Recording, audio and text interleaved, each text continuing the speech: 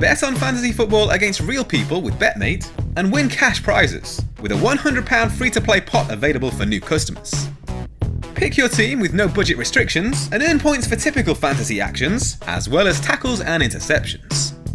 Download the app today for free via the link in the description and play against me.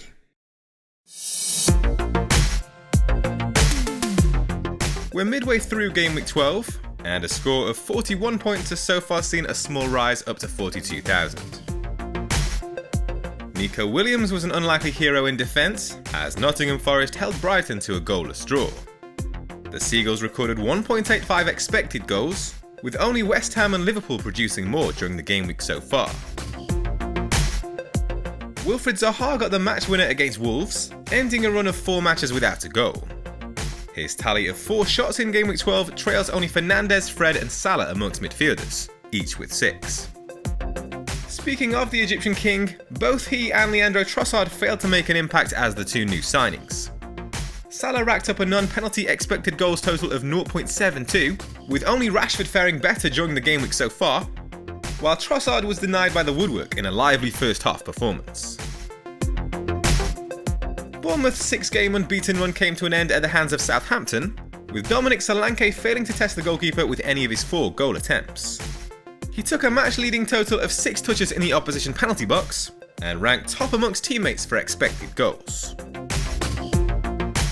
So let's move swiftly on to the transfer plans for Game Week 13, with a Saturday morning deadline awaiting. There's just the 1 free transfer available after using 2 last game week, and 3.7 million in the bank with which to make an upgrade.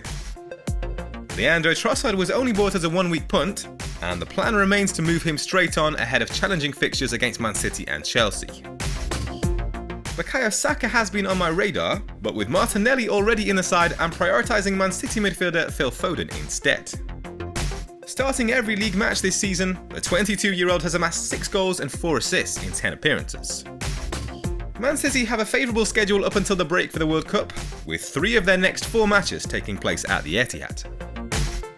I'm weighing up an additional transfer for a 4-point hit, which would see Trent Alexander-Arnold return ahead of Liverpool's trip to Nottingham Forest. Steve Cooper's side have scored a league-low tally of just 1 goal in their last 4 matches. My concerns around the move, however, are that the Reds have the early kick-off on Saturday, after a midweek match and before an important Champions League clash with Ajax. Given his recent return from injury, I wonder if Jurgen Klopp will decide to manage his minutes. Ivan Perisic would be the player making way, with the left wing-back carrying a rotation risk himself. The Croatian has started consecutive league matches, and I'm not overly confident in him earning a 3rd start in the space of 8 days, when Spurs host Newcastle on Sunday. Ultimately, I'll have to make a decision closer to the deadline, based on the expected minutes of Perisic and Alexander-Arnold in their respective Game Week 13 fixtures. But at this moment in time, my plan is to hold off from that move, and potentially make it in Game Week 14 for free. So Trossard to Foden is my planned free transfer for Game Week 13, and here's how the team is set to line up.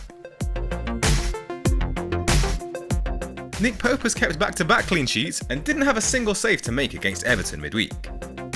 Newcastle have restricted their opponents to just 4 big chances across their last 4 matches, with only Aston Villa allowing fewer. Antonio Conte's Spurs have scored just 4 goals in that time, 2 of which came from the penalty spot. João Cancelo returns to the back line ahead of Brighton's visit to the Etihad. The Seagulls are yet to win under new manager Roberto De Zerbi, and have failed to score in their last 2 matches despite attempting 40 shots, with only Man United producing more. Gabriel Martinelli rejoins the midfield 4 alongside potential new signing Phil Foden. The Brazilian sat out of training on Wednesday after feeling unwell, but is expected to be okay for their rescheduled Thursday night Europa League match and hopefully therefore fit to face Southampton at the weekend. The Saints have conceded 7 goals in their last 4 matches, with only Leicester, Leeds and Fulham shipping more. Over the last 4 game weeks, no midfielder has had as many big chances as Mohamed Salah with 5. The Egyptian also ranks first for shots in the box with 11, trailing only Antony and Foden for efforts on target. Wilfried Zaha has fired 9 shots from inside the box in the last 4 game weeks, with only Bowen, Trossard and Salah attempting more. Everton have given up 10 big chances in their last 4 matches, with only Liverpool, Leeds and Fulham faring worse. Alexander Mitrovic faces a Leeds side that have conceded 8 goals and 15 big chances in their last 4 matches. Only Fulham themselves have allowed more on either account. Marco Silva's side have scored 7 goals meanwhile, with only Newcastle, Arsenal and Man City managing more. Over the last 4 game weeks, Dominic Solanke has produced a team-leading 1.91 expected goal involvement figure, comprised of 8 shots and 5 attempted assists.